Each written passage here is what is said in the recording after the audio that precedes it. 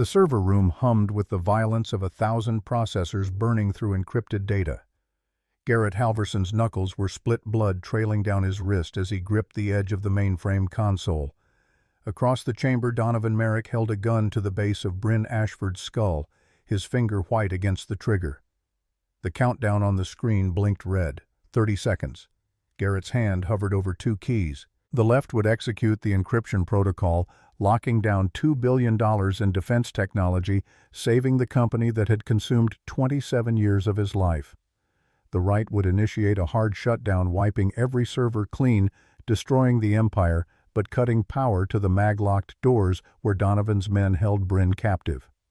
Her eyes met his across the distance. No fear in them. Just clarity. 20 seconds. Some men conquer industries.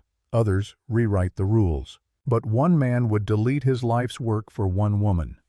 The boardroom occupied the 47th floor of Halverson Tower, glass walls offering a view of downtown that made visiting executives dizzy. Garrett sat at the head of the obsidian table, fingers steepled, watching Gerald Kane from Titan Defense squirm through his pitch. $800 million for a 70% stake. The number was insulting, but Garrett had let the man talk for 19 minutes just to see how far he'd go. Donovan Merrick, Chief Operating Officer, and the only person in the room besides Garrett, who'd been there since the company's garage days, leaned back in his chair with the easy confidence of a man who believed he was indispensable. His smile never quite reached his eyes. The presentation ended. Silence pressed down like a physical weight. Garrett reached for the Mont Blanc fountain pen beside the quarterly reports, signed his name across the bottom of a blank sheet of paper, then slid it across the table. His hand trembled. Just a fraction, just enough that the final stroke of his signature wavered. Donovan's gaze flicked to the tremor, then away. Garrett withdrew his hand beneath the table. Kane blinked at the blank page, confusion creasing his forehead. "That's my answer, Gerald." Garrett's voice carried the weight of bedrock. "You want 70% of Halverson Defense Systems for $800 million. I'm giving you nothing for free. Take the paper. Frame it. Tell your board you tried." Kane's face flushed crimson.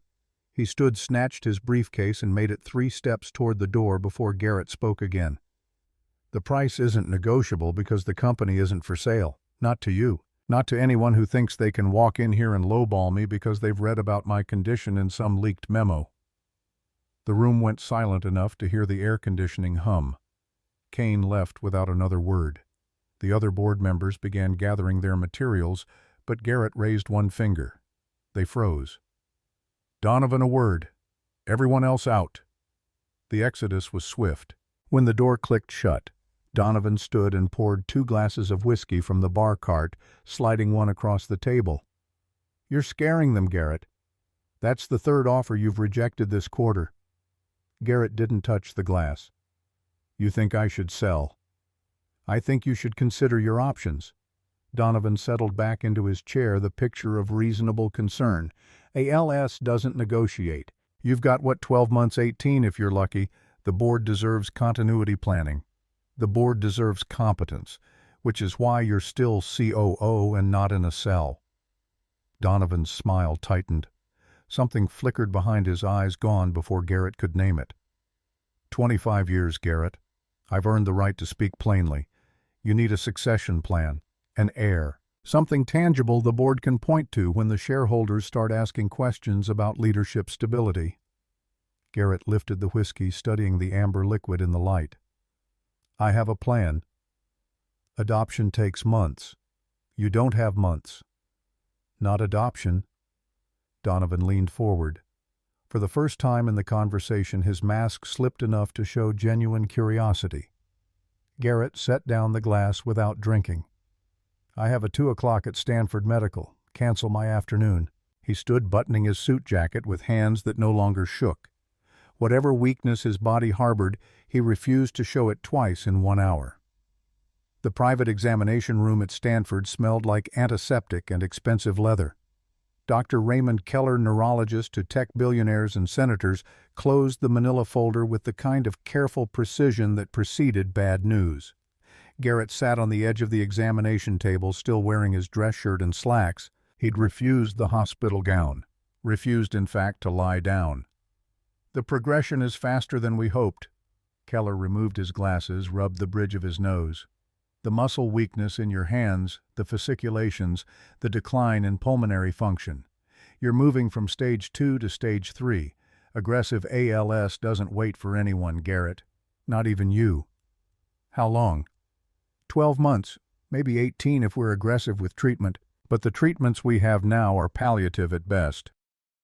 Garrett's jaw tightened. "You mentioned gene therapy trials, stem cell protocols. Experimental, high risk, and they require donor cells with specific genetic markers." Keller opened a different folder, this one thicker. "The best results we've seen come from umbilical cord blood stem cells from a biological child. The genetic compatibility is optimal, but that avenue requires—" "A child, my child." Keller nodded. "Adoption won't work. The genetic mismatch reduces efficacy by 70%. You'd need a biological heir, conceived naturally. The stem cell harvest happens at birth." Garrett stood, moved to the window. 40 stories below, students crossed the Stanford Quad, oblivious and immortal. "I've been married 3 times, doctor.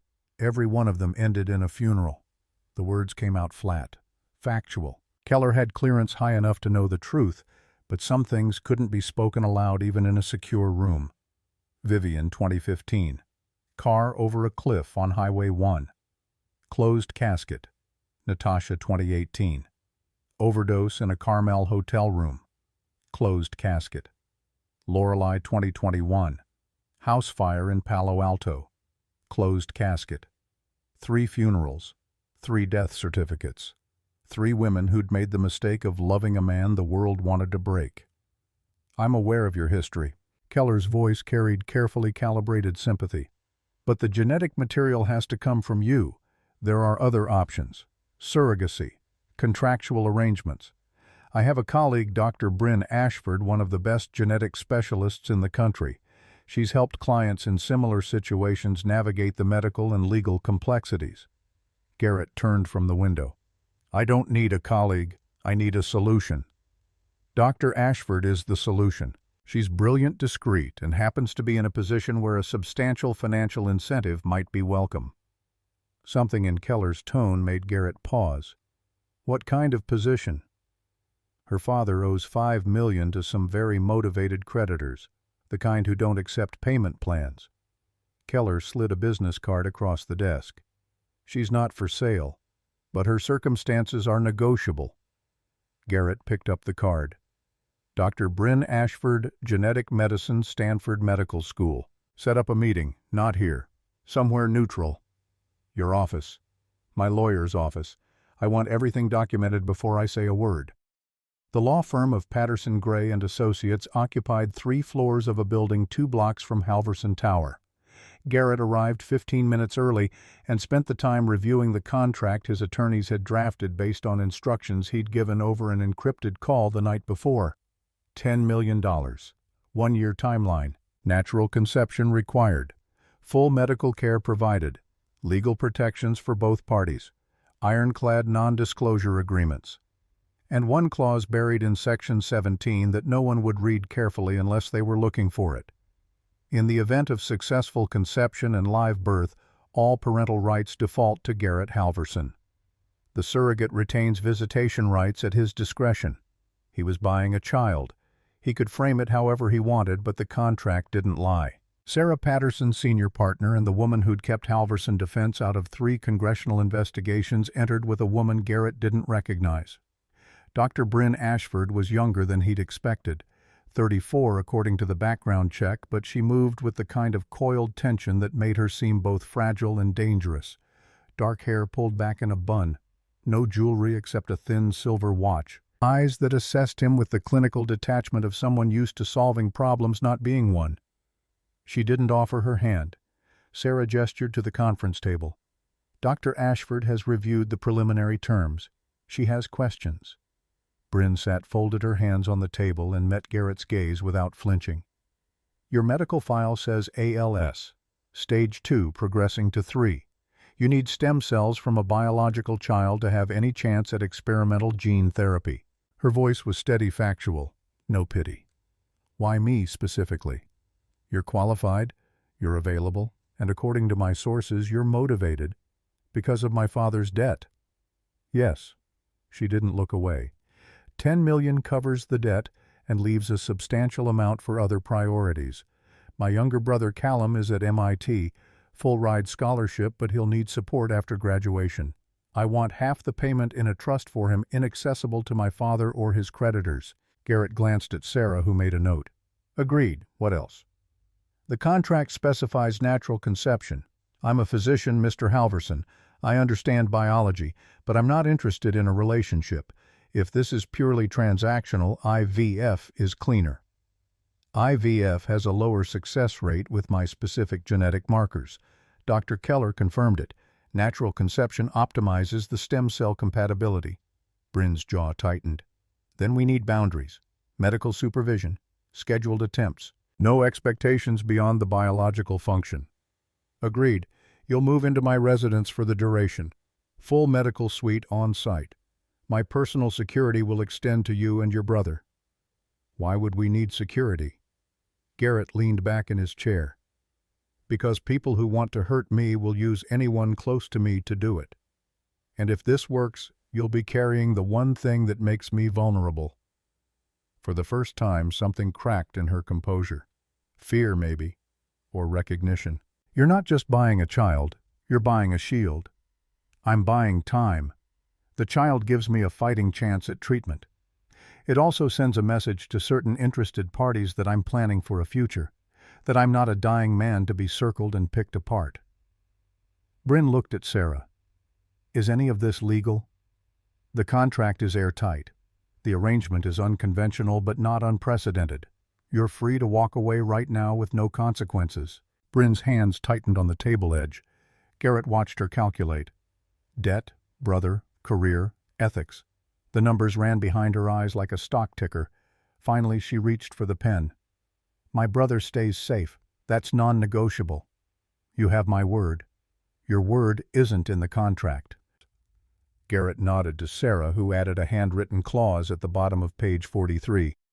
Garrett Halverson agrees to provide personal security for Callum Ashford for the duration of this agreement and 6 months following termination. Bryn read it twice, then signed. Garrett signed below her name. His hand didn't shake. Sarah witnessed, dated, and sealed the contract in a fireproof safe. When Bryn stood to leave, Garrett spoke again. One more thing. I need you to understand what you're walking into. My first wife died in a car accident. My second died in a hotel room. My third died in a house fire. All 3 deaths were ruled accidental. None of them were. Bryn froze, hand on the back of her chair. Then why aren't you in prison? Because I didn't kill them. But the people who did wanted me to know I'm not untouchable. That anyone close to me is a target. I've spent the last 7 years making sure the world believes I've moved on. That I'm alone by choice. This arrangement changes that calculation. You're using me as bait. I'm using you as proof of life. The child is the end game, but you're the signal that I'm still in the game. Bryn turned to face him fully. And if they come for me anyway, then I'll do what I should have done years ago. I'll burn their world down. The words hung in the air between them. Sarah looked profoundly uncomfortable. Bryn's expression didn't change. I want that in writing too. Garrett almost smiled. No lawyer will draft a revenge clause. Then say it again, here, now, so I know you mean it. He stood, closed the distance between them until he could see the flecks of gold in her dark eyes. If anyone tries to hurt you or your brother, I will dismantle their lives piece by piece until there's nothing left but ash and memory. You have my word. Bryn held his gaze for 5 full seconds. Then she left without another word. The penthouse occupied the top 3 floors of Halverson Tower. Bryn arrived 2 days later with a single suitcase and a rolling case of medical equipment. Security had already swept her belongings, installed biometric locks on her assigned bedroom, and briefed her on evacuation protocols. Garrett was in his study when she arrived. He heard the elevator chime, heard her speaking quietly with Marcus, the head of his security detail. He gave her 30 minutes to settle before knocking on her door. She opened it, wearing scrubs and latex gloves, a portable ultrasound machine already set up on the desk. "We need baseline vitals and genetic screening before we proceed." Her voice was all business. "I'll need blood samples, full medical history, and consent for genetic mapping." Garrett stepped inside, closed the door. "Do you always work this fast?" "I don't waste time. You're paying for efficiency." She gestured to the chair she'd positioned beside the window. He sat without argument, rolled up his sleeve. Her hands were steady as she tied off the tourniquet, located the vein, inserted the needle. She worked in silence, filling 3 vials before pressing gauze to the puncture site. "Hold pressure." He did. She labeled the vials with a precision that suggested she'd done this 10,000 times. "I'll need you to remove your shirt. I want to establish muscle baseline for tracking ALS progression." Garrett unbuttoned his dress shirt, pulled it off. The scars were visible in the afternoon light. Bullet wound left shoulder 2019, knife slash right ribs 2017, surgical scar lower abdomen 2015. Bryn's expression didn't change, but her fingers hesitated for half a second before pressing the stethoscope to his chest. "Deep breath." He complied. She moved the stethoscope, listened, made notes on her tablet. Again, 3 more breaths. Then she switched to a reflex hammer, testing responses in his arms, his legs. The tremor in his right hand appeared at the 4th test. She noted it without comment. ALS progression is measurable in motor function decline. I'll track this weekly. Any change in speech, swallowing, or breathing, you tell me immediately." "Understood." She stepped back, crossed her arms. "The contract says natural conception. That means we need to establish a timeline. My cycle is regular. Ovulation occurs in 11 days. We'll have a 72-hour window for optimal conception probability." Garrett pulled his shirt back on, began buttoning it. "You're very clinical about this." "I'm a doctor. Clinical is my default." She paused. "But for the record, I don't take orders. Not in medicine, not in life. You're not my patient and you're not my employer. We're partners in a biological transaction. If you can't respect that boundary, this ends now." Garrett finished the last button, met her eyes. "No one has spoken to me like that in 15 years. Then you've been surrounded by the wrong people." Despite everything, the corner of his mouth twitched. "Fair enough. Partners, then." She nodded, began packing up the equipment. "I'll have the lab results in 3 days. We'll schedule the first attempt based on hormonal indicators. Until then, stay out of my way." She left before he could respond. Garrett stood alone in the guest room that now smelled like antiseptic and determination, and for the first time in 7 years, something other than rage stirred in his chest. Respect, maybe, or the beginning of something far more dangerous. The call came at 2 in the morning, 5 days after Bryn moved in. Garrett was awake, as he always was at this hour, working through financial reports in his study. The private line blinked. Only 6 people had the number. He answered on the second ring. Marcus, head of security, didn't waste time. "Sir, we have a situation. The IVF lab at Stanford Medical was broken into 3 hours ago. Somebody torched the genetic storage unit. Dr. Ashford's frozen samples were in that unit." Garrett's hand tightened on the phone. "Casualties?" "None. Building was empty. But whoever did this knew exactly where to look. This wasn't random. Pull the security footage. I want names." "Already done. Clean team. No faces. But they bypassed a biometric lock that requires internal access codes. Inside job." Garrett ended the call, pulled up the security feed from Bryn's room. She was asleep, curled on her side, unaware. He made 2 more calls. The first to his head of legal. The second to a number that hadn't been dialed in 4 years. The voice that answered was rough with sleep and suspicion. "Garrett, I need the protocol activated." Silence. Then an exhale that might have been a laugh or a curse. "You said you were done, that the network was closed." "I lied. Activate Montana, Alaska, and New Mexico. Full lockdown. No communication except through the emergency line." "What happened?" "Someone's making a move. I need the 3 of them dark until I know who." Another pause. "They're not going to like this. They don't have to like it. They just have to stay alive." The line went dead. Garrett stood, poured 2 fingers of whiskey, and stared out at the city lights bleeding into the fog. Vivian, Natasha, Lorelei. 3 funerals, 3 closed caskets, 3 women the world believed were buried in expensive plots across California. 3 women who were very much alive, hidden under false names in remote corners of the country, protected by a network Garrett had built with favors, blackmail, and enough money to make U.S. Marshals look the other way. The architect protocol, his greatest secret, his deepest shame. He'd saved them by erasing them. Now someone was trying to erase Bryn. Morning came with the smell of coffee and the sound of Bryn's voice raised in frustration. Garrett found her in the kitchen, phone pressed to her ear, pacing in tight circles. "I don't care what the insurance says, Dr. Keller. Those samples represented 6 months of prep work. We're back to square one."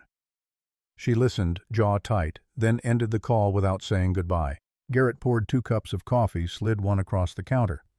"I heard." She looked at him, eyes sharp with suspicion. "You don't seem surprised." "I'm not." "Why?" He leaned against the counter, hands wrapped around the mug. "Because someone doesn't want this pregnancy to happen, and they're willing to commit arson to stop it." Bryn set down her phone very carefully. "You knew this might happen. I knew it was possible. I didn't know it was imminent." "What aren't you telling me?" Garrett took a slow sip of coffee, buying time to decide how much truth she could handle.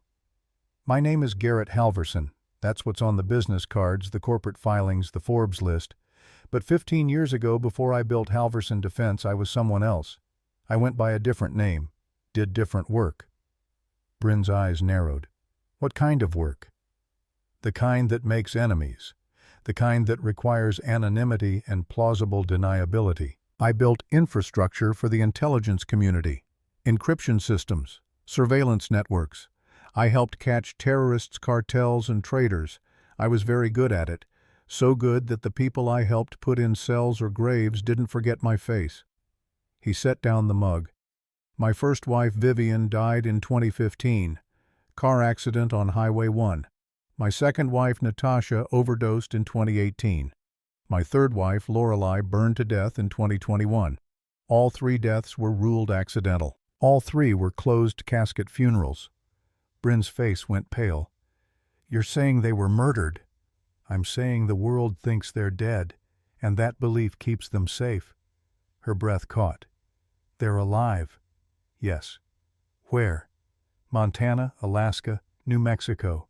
Different names, different lives. Protected by a network I built specifically to make sure no one ever finds them." Bryn leaned against the counter, processing. "Why fake their deaths instead of just relocating them?" "Because the people hunting me needed to believe they'd won, that they'd taken something from me. If I'd just moved the wives to safety, the threats would have continued. But dead wives that sent a message, that I was isolated, vulnerable. It bought me time. And now you need an heir, a visible heir, to signal that you've moved on, that you're planning for a future." "Exactly." Bryn's hands curled into fists. "You used me. This whole contract is bait. It's protection, for both of us. The heir changes the calculation. My enemies will focus on the future instead of digging into the past. And you get $10 million, and the knowledge that I will destroy anyone who tries to hurt you." "That's not enough." "No." Garrett pushed off the counter. "Which is why I'm telling you the truth now instead of waiting for you to find out the hard way. You signed a contract. You took my money, but you still have a choice. Walk away. I'll transfer the funds, release you from the agreement, and you'll never hear from me again. Or stay. Help me finish this, and I'll make sure you and your brother are untouchable." Bryn stared at him for a long moment. Then her phone buzzed. She looked at the screen. Her face went white. "What?" She turned the phone toward him. A photo. Callum, her 18-year-old brother, walking across the MIT campus, taken from a distance, time-stamped 20 minutes ago. Below the image, a single line of text. "You carry a curse. Leave before it's too late." Garrett took the phone, forwarded the message to Marcus, then pulled up his own secure line. "I need eyes on MIT, Callum Ashford, now." Marcus responded in 30 seconds. "Sir, we just received a flag. Someone tried to access student housing records. The intrusion was blocked, but the attempt came from inside campus security." Garrett's jaw tightened. Get a team to Boston. I want Callum on a plane to San Francisco within the hour. Understood. He ended the call, handed Bryn back her phone. Pack a bag. We're leaving. Where? Somewhere they can't reach us. Somewhere I can control every variable. You said I had a choice. Garrett met her eyes. You do, but your brother doesn't. And if you walk away now, he's the one they'll use to get to me. Bryn's hands shook as she clutched the phone. Who are they? I don't know yet, but I'm going to find out. The helicopter lifted off from the Halverson Tower helipad at dawn. Bryn sat across from Garrett, hands gripping the seat harness, watching the city shrink beneath them. Callum was already airborne on a separate flight, accompanied by two of Garrett's best security operatives. They'd rendezvous at the destination. Bryn hadn't spoken since boarding. Her silence was louder than questions.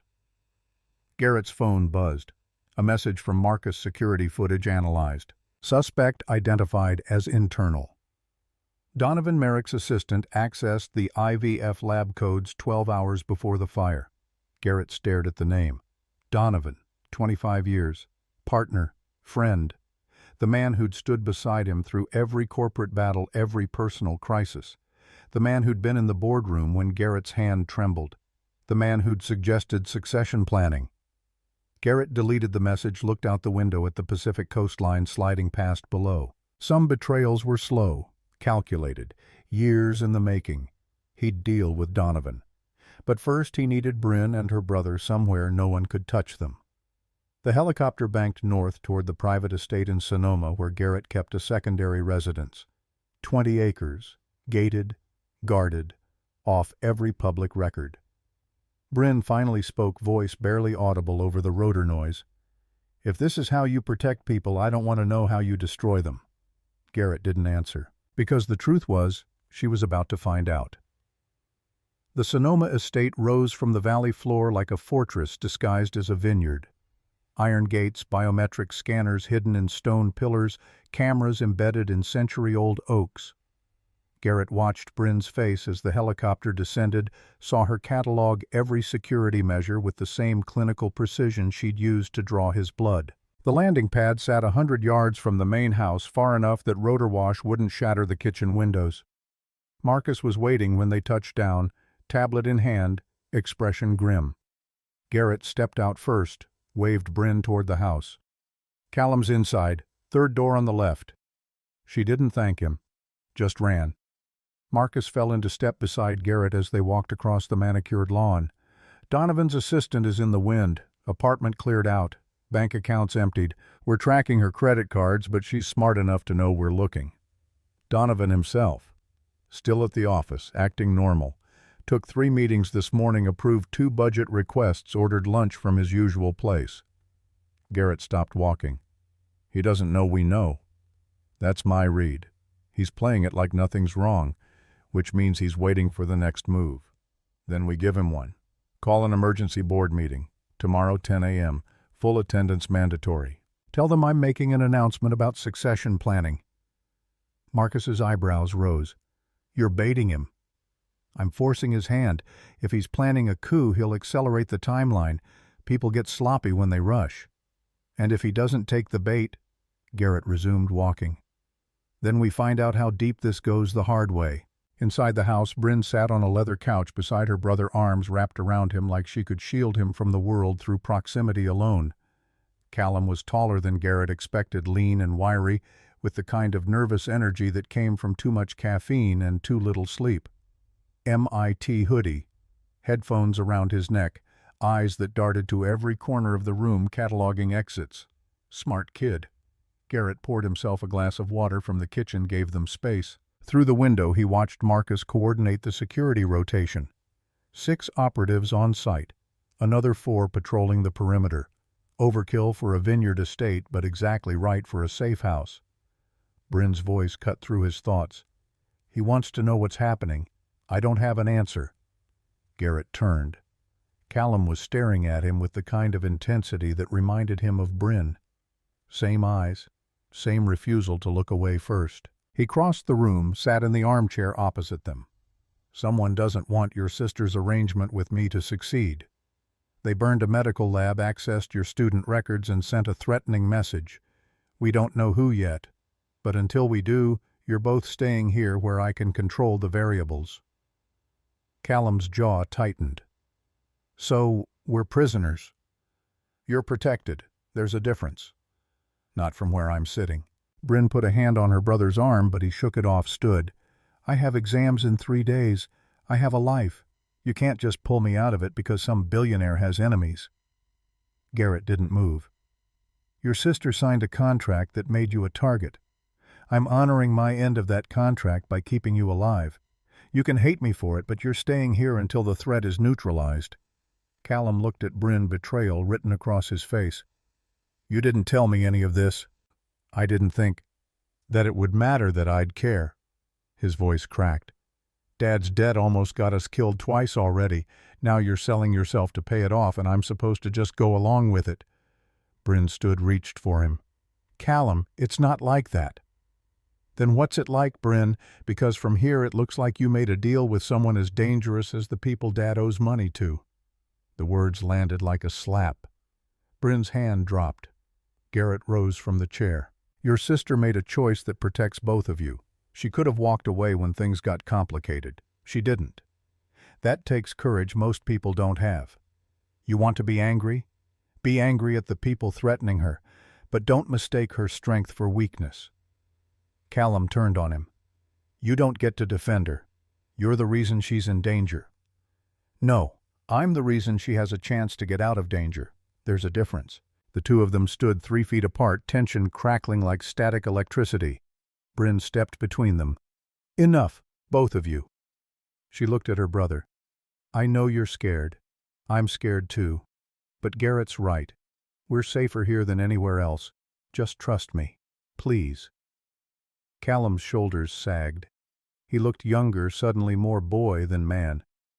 "I don't have a choice, do I?" "No. But that's not your fault." He pulled away, headed for the door. "I need air." Marcus appeared in the doorway before Callum could reach it. "I'll walk with you, show you the grounds." Callum glanced back at Bryn, then nodded. When they were gone, silence filled the space like water. Bryn sank back onto the couch, buried her face in her hands. "He's right. I dragged him into this." Garrett sat beside her, kept a careful distance. "You didn't drag him anywhere. Your father's choices created the situation. You made the best decision available. That's not the same thing as fault. Tell that to Callum. He's 18. He'll figure it out, or he won't. Either way, he'll survive." Bryn lifted her head, eyes red but dry. "How do you do it? Live with all this weight?" Garrett leaned back, stared at the ceiling. "You learn to carry it differently. Distribute the load. Accept that some things can't be fixed, only managed." "That's a terrible philosophy." "It's the only one that works." She laughed, sharp and humorless. "God, we're really doing this, aren't we? Hiding in a vineyard fortress waiting for your enemies to make a move. This is insane." "Yes, but you're still here." "Because I'm an idiot." "Because you're committed. There's a difference." Bryn looked at him, something shifting behind her eyes. "Why do you keep saying that there's a difference? Like everything in the world has a clear distinction." "Because it does. People confuse proximity with causation, courage with recklessness, love with obligation. The lines are blurry, but they exist. You just have to be willing to see them." "And which side of the line am I on?" Garrett met her gaze. "That depends. Are you here because you need the money, or because you want to see how this ends?" Bryn didn't answer. The silence stretched long enough to become a reply.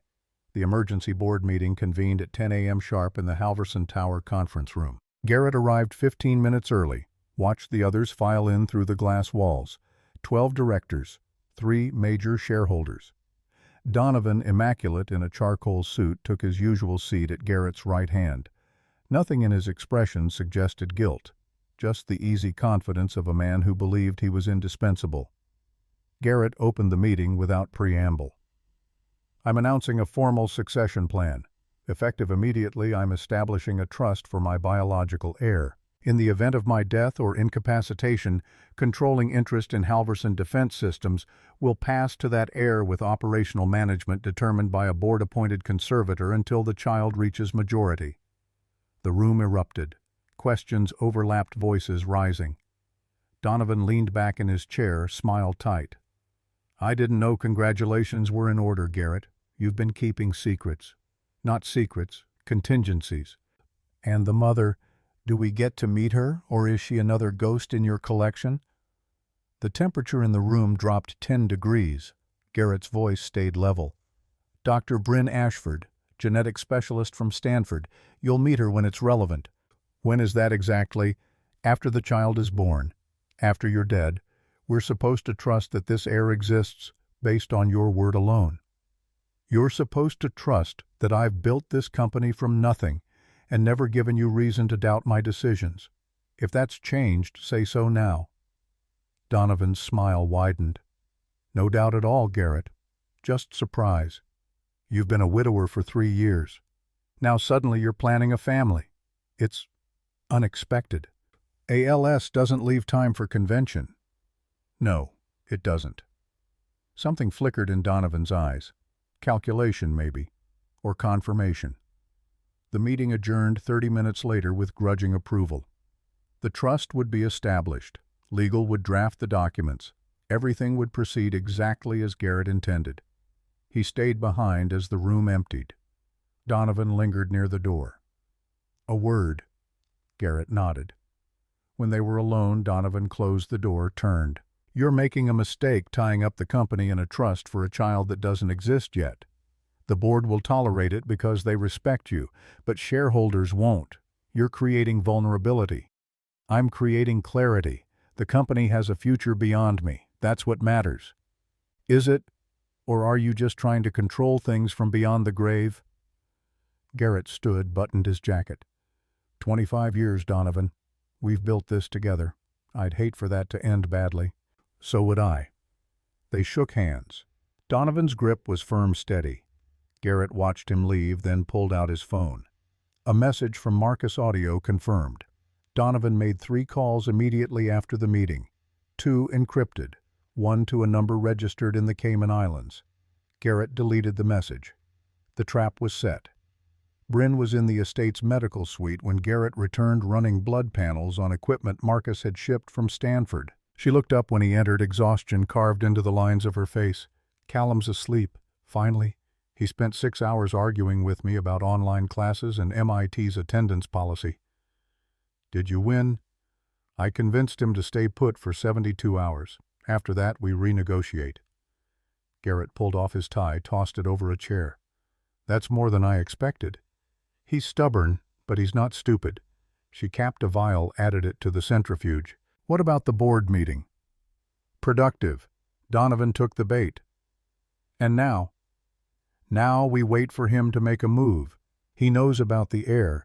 He knows it changes the power dynamic. He'll either back off or escalate. Bryn crossed her arms. You sound very certain about that. I am. Donovan's smart, but he's predictable. He doesn't take risks unless the reward is guaranteed. If he's behind this, he'll want confirmation that the pregnancy is real before he commits to a plan, which means his phone buzzed. Marcus breach attempt on perimeter. Northeast quadrant. 2 hostiles. Engaging now. Garrett's hand went to the gun holstered under his jacket. Stay here. Lock the door. Don't open it for anyone but me or Marcus. Bryn's eyes went wide. What's happening? Someone's testing our defenses. I'll handle it. He was out the door before she could argue. The northeast quadrant of the estate bordered dense forest oak and redwood thick enough to hide an army. Garrett moved through the darkness with the muscle memory of a man who'd done this before, finger off the trigger, but ready. Marcus's voice crackled through the earpiece. 2 hostiles down. 3rd retreating into the tree line. We're in pursuit. Negative. Let him go. I want to know where he runs to. Copy. Garrett found Marcus crouched behind a stone wall, night vision goggles pushed up on his forehead. 2 bodies lay 30 feet away, still and silent. Professionals. Ex-military. Good gear, better training, but not good enough. Marcus gestured to the bodies. No ID, no phones, clean. Weapons, suppressed pistols, tack knives, nothing traceable. Garrett knelt beside the nearest body, searched the pockets. Nothing. No wallet, no keys, no scraps of paper. Whoever sent them had trained them well, but not well enough. He found it in the lining of the man's jacket, a small tracker still active broadcasting coordinates. Marcus saw it, swore. They weren't here to breach. They were here to confirm location. Which means the real assault is coming. Garrett crushed the tracker under his boot, stood. Pull everyone in. Full lockdown. I want eyes on every entrance, every window. And get Bryn and Callum to the safe room. Now. Marcus was already moving. Garrett took one last look at the bodies, then headed back toward the house. Behind him in the forest, something moved in the darkness. He didn't turn around. Some predators were best faced head-on. The safe room occupied the basement level of the estate, concrete walls, 18 inches thick steel door with a biometric lock. Bryn sat on a cot, arms around Callum, watching Garrett pace. How long do we stay down here? Until I know it's safe. That's not an answer. It's the only one I have. Callum lifted his head. Are those men dead? The ones who tried to get in? Garrett stopped pacing. Yes. Did you kill them? My people did. On my orders. Does that make a difference to you? Callum's jaw tightened. I don't know. Good. You shouldn't know. Most people go their whole lives without having to answer that question. You're lucky. Bryn stood. He's 18, Garrett. Don't what lie to him, tell him the world is safe and fair and consequences don't exist. He's old enough to know better. Old enough to understand that sometimes survival requires violence. He doesn't need to understand that tonight. Yes, he does. Because if this escalates, he might have to make choices that don't have good options. I'd rather he think about it now than freeze when it matters. Bryn stepped between them again, voice low and furious. Get out. You've done enough damage. Garrett held her gaze for 3 seconds, then left without another word. Marcus found him in the security office an hour later, watching feeds from 40 different cameras. The third hostel ran to a vehicle parked 2 miles out. We got the plates, rental paid for with a shell company that traces back to one of Donovan's offshore accounts. Garrett didn't look away from the screens. You're certain? As certain as we can be without a paper trail signed in blood. Then we move. Tomorrow. I want Donovan isolated, his communications monitored, his accounts frozen. Legal, financial, and operational. Cut him off at every level. He'll know it's coming. Good. Let him sweat. Marcus hesitated. Sir, if he's desperate enough to send a kill team, he's desperate enough to do something stupid. We should consider moving Dr. Ashford and her brother to a secondary location. No. We're safest consolidated. The moment we split up, we give him openings. What about the wives? Garrett's hands tightened on the desk edge. Status. Locked down. Montana, Alaska, and New Mexico are all confirmed secure. No breach attempts. But if Donovan knows about them, he doesn't.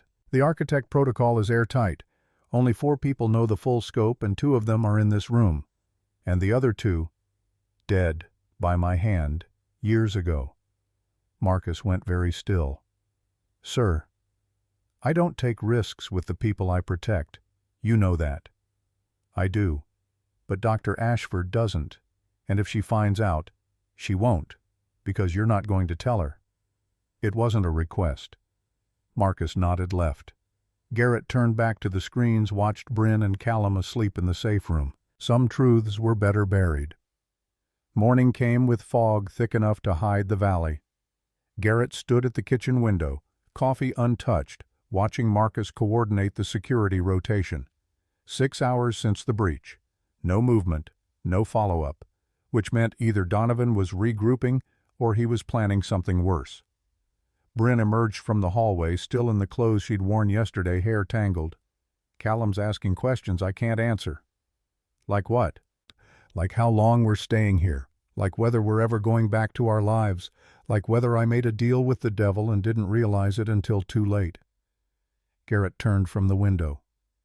What did you tell him? That I don't know, that I'm figuring it out, that he needs to trust me. And did he?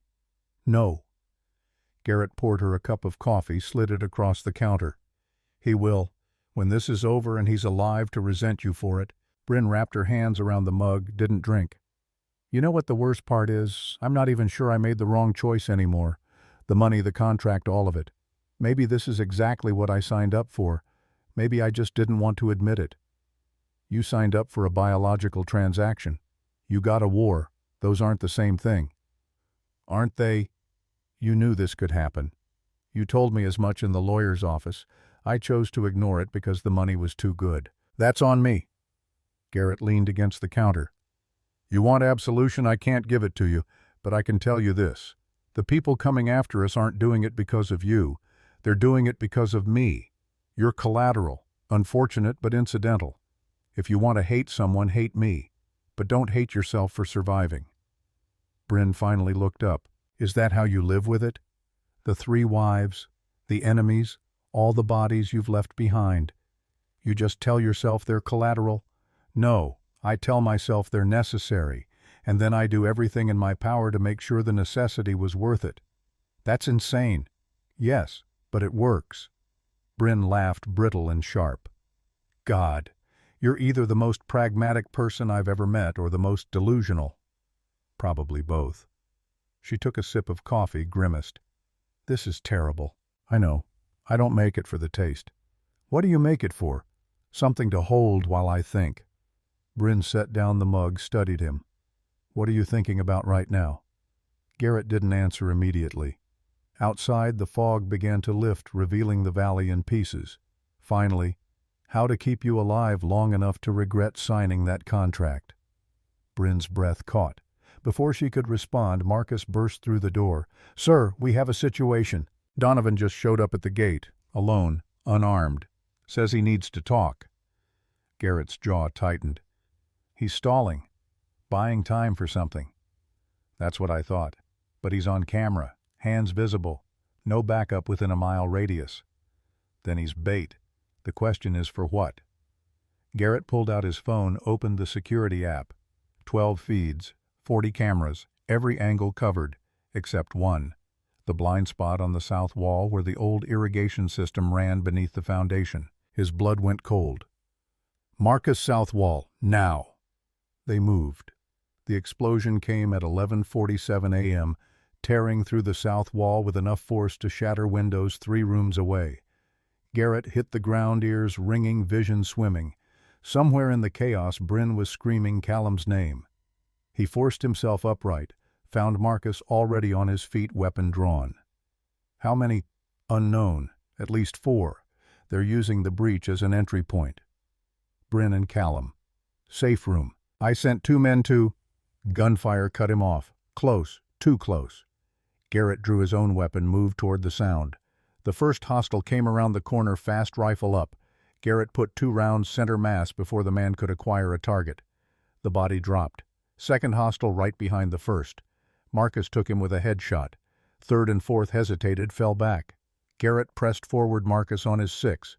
They cleared the hallway in 90 seconds. 4 bodies. No survivors. Marcus keyed his radio. Status on the package, static. Then, secure. But we've got a problem. Someone's trying to hack the safe room lock from outside. Garrett ran. He reached the basement and under a minute found 2 of his operatives holding position outside the safe room door. One of them pointed to a laptop connected to the biometric panel. They got in through the maintenance tunnel, bypassed the perimeter sensors. This is sophisticated, sir, military grade. Garrett ripped the laptop free, smashed it against the wall. The lock disengaged manually. Inside, Bryn held Callum behind her, a fire extinguisher raised like a weapon. Her eyes met Garrett's. Tell me you got them. We got them. She lowered the extinguisher, legs shaking. Callum was pale, silent. Garrett stepped inside, kept his voice level. We're moving. Now. This location is compromised. Where? Somewhere Donovan doesn't know about. Somewhere I haven't used in 5 years. He pulled out his phone, made a call to a number he'd sworn never to dial again. The voice that answered was rough, wary. Garrett. I need the New Mexico safe house. Full protocol, no questions. You said you were done with that network. I lied. How fast can you have it ready? 6 hours. But Garrett. 6 hours. I'll be there in 5. He ended the call, looked at Bryn. Pack light. We leave in 10 minutes. Where in New Mexico? Albuquerque outskirts. Desert compound. Secure. And the only person who knows about it besides me is someone I trust with my life. Who? Garrett's voice went quiet. My third wife. Bryn's face went very still. You mean Lorelei? The one who supposedly burned to death? Yes. And she's just going to let us walk into her safe house. No questions, no consequences. She'll have questions, but she'll help. She always does. Callum spoke for the first time. This is insane. All of it. You're insane. Garrett turned to him. Yes, but I'm the kind of insane that keeps you breathing, so pack your bag and save the philosophy for later. He left them there, headed back upstairs. Marcus was coordinating cleanup. Donovan had disappeared from the gate the moment the explosion hit. Coward or strategist.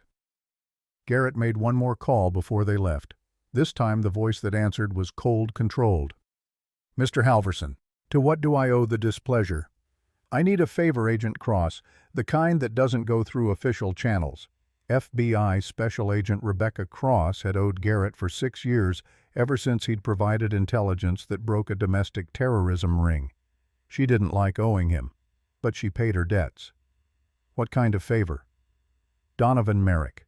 I need every communication, every transaction, every breath he takes monitored, and I need it off the books. That's illegal. So is attempted murder. Choose your line. Silence. Then, 72 hours. That's all I can give you. That's all I need. The line went dead. Garrett stood in the ruined hallway, surrounded by bodies and shattered glass, and felt something shift inside him. Not fear, not rage, clarity. Donovan wanted a war. He was about to get one. The helicopter lifted off. 40 minutes later, Bryn and Callum strapped in silent. Marcus rode shotgun eyes scanning the horizon. Below, the Sonoma estate burned, not from the explosion, from the charges Garrett had set himself before they left. No evidence, no witnesses, no trail, just ash and memory. Bryn watched the smoke rise, face unreadable. Garrett leaned close enough for her to hear over the rotors. I'm sorry. For all of this. She didn't look at him. No, you're not. You'd do it again. Yes, but I'd still be sorry. Bryn finally turned eyes hard. When this is over, we're going to have a very long conversation about what you owe me. I know. And it won't end with money. I know that too. She held his gaze for 3 seconds, then looked away. Outside California fell behind them as they crossed into Nevada airspace. Ahead, New Mexico waited. And in a desert compound surrounded by nothing but sand and sky, a woman who'd died 3 years ago prepared to meet the man who'd saved her life by destroying it. Some resurrections came with conditions. This one came with consequences. The New Mexico compound appeared first as a shimmer against the desert horizon, heat distortion making it waver like a mirage. Then, details emerged, adobe walls the color of dried blood, solar panels catching the late afternoon sun, a single access road cutting through scrub brush and silence. The helicopter circled once before landing. Through the dust cloud, Garrett saw her. Lorelei stood in the shadow of the main building, arms crossed, dark hair cut shorter than he remembered. 3 years since the funeral where they'd buried an empty casket. 3 years since he'd watched her walk away into witness protection with a new name and a life built on lies. She looked older, harder. The rotors slowed. Garrett stepped out first, kept his hands visible. Lorelei's eyes tracked past him to Bryn and Callum climbing from the helicopter. Her expression didn't change, but something tightened around her mouth. You said you were done dragging people into this, Garrett. I was. Circumstances changed. They always do with you. She walked forward, stopped 10 feet away, close enough to talk, far enough to run. Who are they? Dr. Bryn Ashford, her brother Callum. They're under contract. and under threat. From Donovan. You know about that? Lorelei's smile was bitter. I know everything. Vivian in Montana. Natasha in Alaska, me here. We talk Garrett. Did you think we wouldn't? That we'd just sit in our separate corners and forget we used to share a life with you? Garrett's jaw tightened. I gave you safety. You gave us exile, not the same thing. She looked at Bryn, assessment cold and clinical. Let me guess. Pregnant or about to be. That's the only reason you'd risk exposure now. Bryn stepped forward, chin lifted. I can speak for myself. Then speak. I signed a contract to carry his child in exchange for $10 million in protection for my brother. 3 days ago someone tried to kill us. Garrett said you could help. Lorelei laughed, sharp and humorless. Help? That's generous. What he means is I have space you can hide in until he figures out how to clean up another mess. Lorelei. She cut Garrett off with a raised hand. I'll help. Not because I owe you. Because they don't deserve to die for your mistakes. She gestured toward the compound. 3rd building, 2 bedrooms, kitchen stocked, waters filtered from a well. Internet satellite only encrypted through 3 proxies. You'll be safe here as long as you follow the rules. Callum spoke for the first time since landing. What rules? Don't leave the compound. Don't use unsecured communications. Don't trust anyone who isn't standing in this circle right now. Lorelei's gaze hardened. And don't ask me about the past. I died 3 years ago. That woman doesn't exist anymore. She walked away before anyone could respond. The room Bryn and Callum were given smelled like dust and disuse. 2 beds, a table, a window that looked out on miles of nothing. Callum dropped his bag, sat on the edge of the mattress head in his hands. Bryn started unpacking, movements mechanical. Say it. Callum didn't look up. Say what? Whatever you're thinking. Get it out now so we can move past it. He lifted his head, eyes red. I'm thinking this is insane. That you made a deal with a man who fakes his wife's deaths and calls it protection. That we're hiding in the desert with a woman who's supposed to be dead while people with guns try to kill us. I'm thinking I want to go home, Bryn. Except we don't have one anymore because Dad destroyed it and you sold yourself to fix it. The words landed like fists. Bryn stopped unpacking. I didn't sell myself. I made a choice. A choice that put us here. A choice that kept you alive. Do you think those men at the Sonoma estate were there for Garrett? They were there for leverage. Your leverage, Callum. Against me. Against him. Against anyone who cares whether you breathe or not. Then maybe I shouldn't. Bryn crossed the room in 3 steps, grabbed his shoulders. Don't. Don't you dare say that. Not after everything. Callum's face crumpled. I'm scared, Bryn.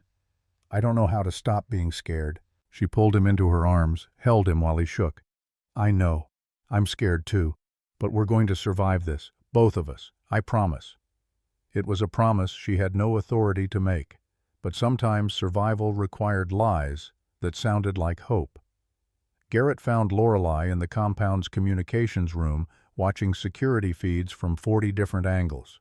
She didn't acknowledge him when he entered. How long have you known about Donovan? 6 months. Vivian caught something in a financial audit. Offshore transfers that didn't match the patterns. She's always been better with numbers than people. Why didn't you tell me? Lorelei finally turned eyes cold. Because you don't get to know things anymore, Garrett. That was the deal. We disappear. You move on. We don't drag each other back into the fire. This is different. Is it, or is it just the same pattern with a new face? She gestured toward the window, toward the building where Bryn and Callum were hiding. You find someone vulnerable. Offer them salvation. Pull them into your orbit.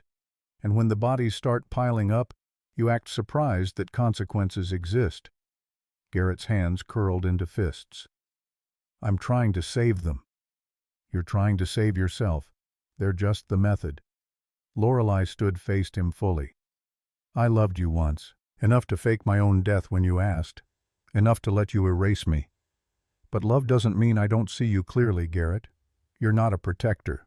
You're a collector. You gather people and call it loyalty. But the moment they become inconvenient, you bury them. I never buried you. No, you just made sure no one could ever find me again, including myself." The silence stretched thick with old wounds. Finally, Garrett spoke, voice low. "Donovan sent a kill team to Sonoma. 4 men. Military training. They breached the south wall, tried to hack the safe room. They were there for Bryn and Callum. If I hadn't moved them, then they'd be dead. And you'd find another solution, another contract, another vulnerable woman with debts and desperation." Lorelei crossed her arms. "Don't mistake me for an ally, Garrett. I'm helping because she doesn't deserve what happened to me. But the moment this is over, you leave, and you don't come back." "Understood." She turned back to the monitors. "Donovan's tracking you. He has to be. The Sonoma breach was too precise. He knows your patterns, your safe houses, everywhere you've ever taken us." "Not everywhere. He doesn't know about the wives, about the protocol." "Are you sure? Because if he does, we're not safe. None of us." Garrett pulled out his phone, opened an encrypted app. 3 dots on a map. Montana, Alaska, New Mexico, all still green, all still secure. He showed her the screen. Lorelei studied it, then nodded. "For now. But that can change in a heartbeat. You know that better than anyone." "I do. Which is why I need to end this. Fast." "How?" Garrett's expression went cold. "By giving Donovan exactly what he wants." The plan took shape over the next 6 hours. Garrett in the communications room, Marcus on a secure line from a hotel in Albuquerque, FBI Special Agent Rebecca Cross feeding them intel that technically didn't exist. Donovan had made 17 calls since the Sonoma attack, 12 to his lawyers, 3 to offshore accounts, 2 to an unlisted number in Washington, D.C. Cross had recordings of all of them. "He's building a case for a hostile takeover, claims you're mentally unfit due to ALS progression, has medical opinions from 3 doctors you've never met. He's planning to move on the board within 72 hours. Garrett leaned back in his chair. "Let him," Marcus's voice crackled through the speaker. "Sir, if he gets board approval?" "He won't, because we're going to give him something better. A confession. On camera. Legally admissible." Cross's tone sharpened. "How?" "By making him think he's won." Garrett pulled up a document on the screen, began typing. "I'm going to call an emergency shareholder meeting. Tomorrow. Halverson Tower Main Auditorium. Announce my resignation due to health concerns. Recommend Donovan as interim CEO pending board approval." He'll never believe it. "He will if I'm convincing enough. And if I sweeten the deal." "With what?" Garrett's fingers paused on the keyboard. "With Bryn. With proof of the pregnancy. With everything he needs to confirm that the heir exists, and I'm no longer capable of protecting it." Marcus swore. "That's bait he'll see coming. Not if I sell it right. Not if I look desperate enough." Garrett resumed typing. "He wants the company. He wants the heir gone. He wants me humiliated. I'm going to give him all 3. And when he confesses to the Sonoma attack in a room full of cameras and witnesses, Cross arrests him." "That's a lot of variables. It's the only play we have. Donovan's smart, but he's arrogant. Give him a victory and he'll take it, especially if he thinks I'm broken." Cross was silent for 3 seconds. "I'll need probable cause for the arrest. The recordings aren't enough. He has to incriminate himself in real time." "He will. Get your team in position. I'll handle the rest." The call ended. Lorelei stood in the doorway, arms crossed. "You're using her as bait." "I'm using the idea of her as bait. She'll be here, safe. Donovan will think she's in San Francisco. And if he calls your bluff, then we adapt." Lorelei shook her head. "You really believe you can control all the variables, don't you? That if you plan hard enough, sacrifice enough, everything will fall into place." "It's worked so far." "Has it? Because from where I'm standing, you've got 3 wives in hiding, a company falling apart, and a woman downstairs who's starting to realize she made a deal with someone who doesn't know how to let people go." Garrett stood. "Then I'd better prove I can." Bryn found him on the roof an hour before midnight. The desert stretched in every direction, stars thick enough to drown in. She sat beside him without asking permission. Callum's asleep.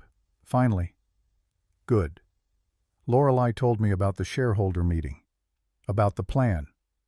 Garrett didn't look at her. And I think you're insane, but I also think you're right. This ends tomorrow or it doesn't end at all. That's the read. Bryn pulled her knees to her chest, stared at the horizon. The night before Sonoma, she'd noticed the scar on his shoulder when he'd removed his shirt for the medical check. It had seemed ugly, then proof of violence. Now it just looked like survival. She'd started noticing other things too. The way his voice softened when he spoke to Callum. The deliberate care he took not to crowd her in small spaces. The fact that he always positioned himself between her and any door. Small things. Dangerous things to notice. She took a slow breath. I need to tell you something, before this happens. Before everything goes to hell or gets resolved or whatever ending we're careening toward. I'm listening. I'm pregnant. She paused, watching his reaction. The test came back positive this morning. It's very early, maybe 5-6 days since conception, but the markers are there. HCG levels are climbing. Garrett went very still. The night at the safe house? Yes. You're certain? I ran 2 different tests, both positive. It's early stage but detectable. The genetic compatibility looks promising based on preliminary analysis. Garrett's hands tightened on the edge of the roof. Does Callum know? No. No one knows except you. She turned to face him.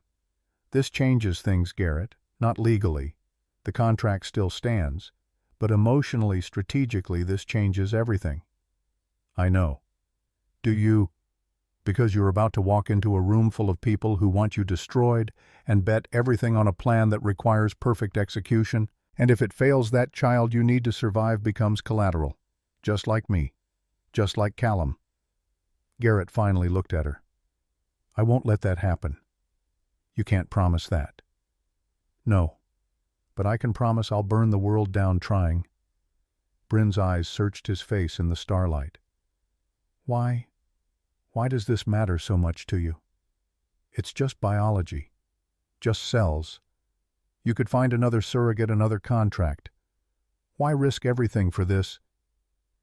Garrett was quiet for a long time. Then, because you're not just biology, you looked at a contract that should have terrified you and signed it anyway. You stood between your brother and danger without hesitation.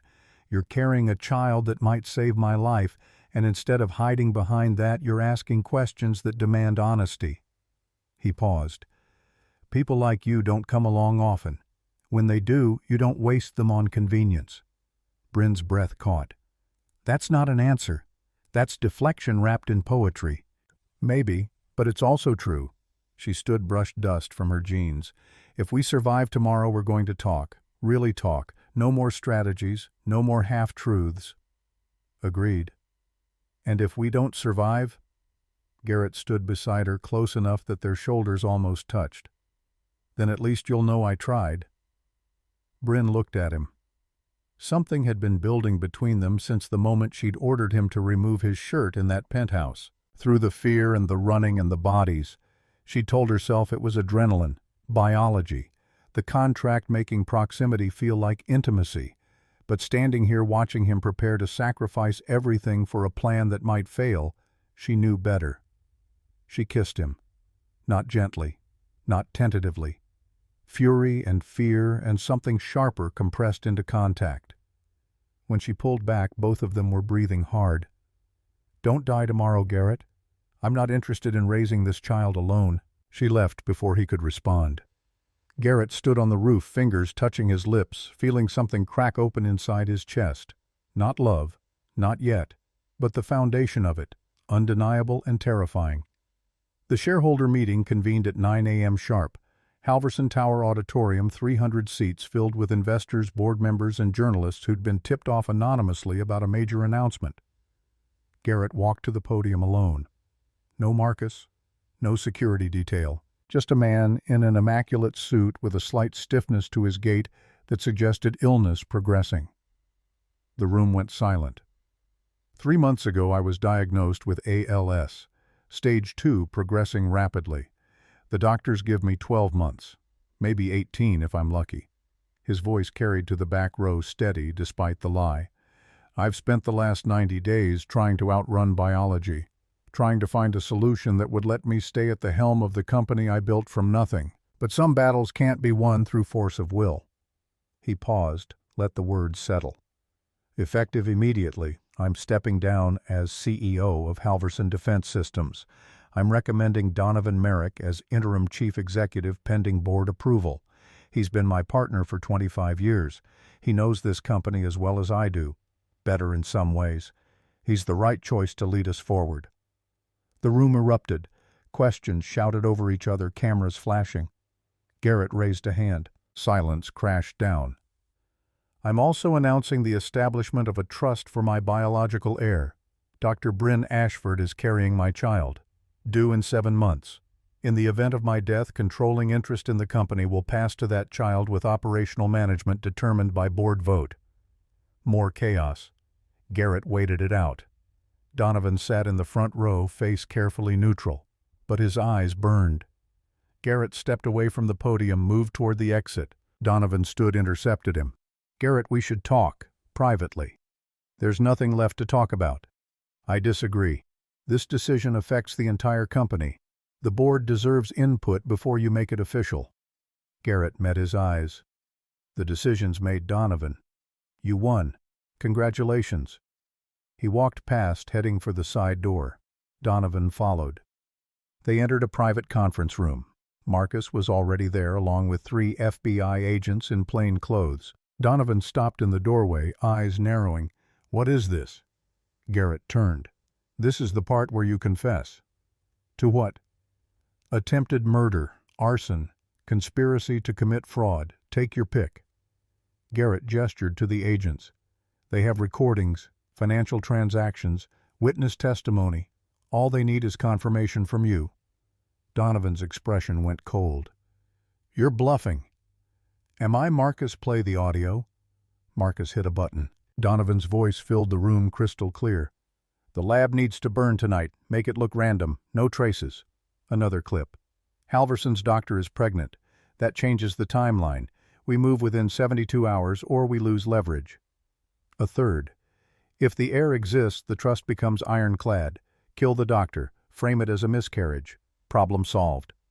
Donovan lunged for the door. 2 agents blocked him. Special Agent Rebecca Cross stepped into the room. Donovan Merrick, you're under arrest for conspiracy to commit murder, arson, and securities fraud. You have the right to remain silent. Donovan's face twisted. This is illegal. Those recordings were obtained without a warrant. Actually, they were obtained through a confidential informant. Your assistant, the one you paid to torch the Stanford lab. She flipped the moment we offered immunity. Donovan turned on Garrett, rage finally breaking through. You think this ends it? You think arresting me solves anything? I've been planning this for 5 years, Garrett. 5 years. I have contingencies you haven't even thought of. People loyal to me. Resources you can't touch. Name them. Donovan smiled. You'll find out soon enough. Cross gestured to the agents. Get him out of here. They dragged Donovan from the room, still smiling. When the door closed, Garrett exhaled slowly. Marcus handed him a glass of water. Sir, his threat isn't empty. He's right. This isn't over. Cross crossed her arms. We'll tear apart his network, every account, every contact. But you need to understand Garrett. He's been embedded in your company for 25 years. If he has sleeper agents, finding them will take time we might not have. How much time? Days, maybe hours. Garrett's phone buzzed. A message from Lorelei: perimeter breach. New Mexico compound. Multiple hostiles. We're under siege. His blood went ice. Marcus, get the helicopter. Now. The flight to New Mexico took 90 minutes that felt like 90 hours. Garrett sat rigid, watching the desert rush past below, phone silent because Lorelei had stopped responding. Marcus piloted, pushing the helicopter to its limits. When the compound appeared on the horizon, smoke was rising. They landed hard. Garrett hit the ground running, weapon drawn. The courtyard was a war zone. 3 bodies in tactical gear. Bullet holes in the adobe walls, blood pooling in the dust. He found Lorelei in the communications room, makeshift bandage around her arm, face pale but focused. "Bryn and Callum. Safe room. I got them inside before the shooting started. But Garrett, they had blueprints. They knew the layout. Every entrance, every weak point." "How many?" "6. I dropped 3. Marcus's people got 2 more. The last one retreated when backup didn't arrive." Garrett moved to the safe room, entered the code. The door swung open. Bryn stood with a gun in her hands, Callum behind her. Both alive, both terrified. Relief hit him like a physical blow. "You're okay." Bryn lowered the gun, hands shaking. "Define okay." Garrett pulled her into his arms, felt her collapse against him. Callum's voice was small. "Is it over?" Garrett looked over Bryn's head at Lorelei, at the blood and bodies in ruin. "Not yet, but soon." The cleanup took 6 hours. FBI forensics team arrived, processed the scene. The dead hostiles were identified through fingerprints, private military contractors, all with ties to shell companies Donovan controlled. Cross stood in the courtyard, directing her team. "We're freezing every account, seizing every asset. Donovan's network is collapsing, but the people he hired, some of them are true believers. They might keep coming even without payment." Garrett watched Bryn and Callum being loaded into a medical transport, both checked for injuries. "How do we stop them? You make yourself not worth killing. Step down for real, retire, disappear. And the company? Appoint someone clean, someone Donovan doesn't control. Let the board rebuild." Garrett was silent. Cross put a hand on his shoulder. "You did the right thing. You stopped him. That's more than most people manage. It doesn't feel like enough. It never does." She walked away, leaving Garrett alone in the desert. Lorelei approached, arm in a sling. "The wives want to come home, Garrett. Vivian, Natasha, me. We're tired of being ghosts. It's not safe. It's never safe. But we're done hiding." She met his eyes. "You gave us new lives. But they're not ours. They're just costumes. We want to be ourselves again, even if it's dangerous." Garrett looked at the compound, at the bullet-scarred walls. "Okay, I'll make the arrangements." "Just like that. You've earned it." Lorelei smiled, sad and genuine. "Thank you." "For what?" "For letting us go." 6 months later, the trial concluded with Donovan Merrick sentenced to 25 years in federal prison. His network dismantled. His assets seized. Halverson Defense Systems appointed a new CEO. The board voted unanimously. Garrett stepped down quietly, no press conference, no farewell speech. He spent his days in a small house in Napa Valley, working remotely on consulting projects that didn't demand his soul. Bryn moved in 3 months after the sentencing. Not because the contract required it, because she chose to. The baby was born on a Tuesday morning in April. A girl. 8 pounds, healthy lungs, eyes like her mother. They named her Sage. Garrett held her in the hospital room. His hands steady now, the tremor that had haunted him for months finally stilled, cradled Sage with a gentleness that surprised him. The stem cell treatment had worked.